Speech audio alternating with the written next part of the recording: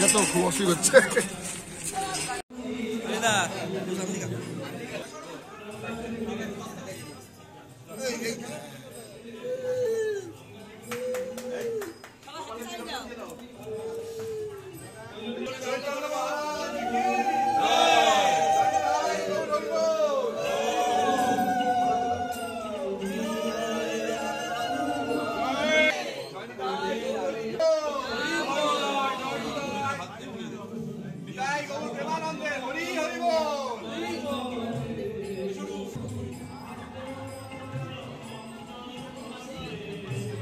গর্ব ব্যারাকপুরের যে এখানে চৈতন্যদেবের গুরু মহারাজ এখানে থাকতেন, তার থেকে উনি দীক্ষা নিয়েছেন। আমাদের ভাগ্য ভালো, আমরা আজকে এখানে উপস্থিত হয়েছি।